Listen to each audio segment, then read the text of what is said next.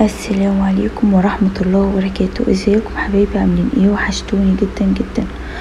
طبعا قبل ما نبدأ الفيديو بتاعنا نصلي على الرسول عليه افضل الصلاة والسلام، ويلا بينا نبتدي الفيديو بتاعنا. اتمنى من حبايبي ما ينسونيش في اللايك والشير وسبسكرايب وتفعيل الجرس والاشتراك في القناة، ويلا بينا نبتدي الفيديو بتاعنا.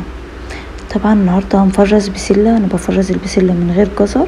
يلا بينا نشوف هنفرزها ازاي. الطريقة معانا سهلة جدا جدا جدا، ويلا بينا نشوف هنفرزها ازاي. طبعا تفريز البسلة بطريقة سهلة جدا جدا ما فيهاش اي صعوبة.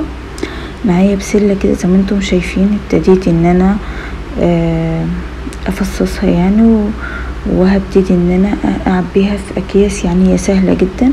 طبعا انا بفرز البسلة من غير ما احط لها جزر، وده عادي كده بتكون اسهل واحسن، لان الجزر موجود طول السنة فعادي.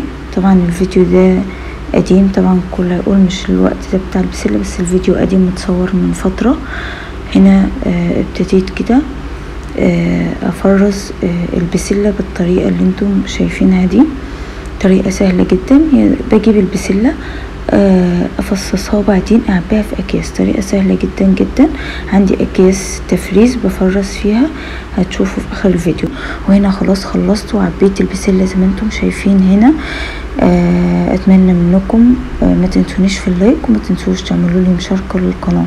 طبعا هنا ابتديت عبيت البسلة زي ما انتم شفتوا كده في اكياس التفريز، وهحطها في التلاجة. بعبيها بطريقتين، الطريقة اللي انتم شايفينها دي والطريقة التانية دي، وكل واحد يعبي بالطريقة اللي هو حابب يعبي بيها. وهنا كان خلص الفيديو بتاعي.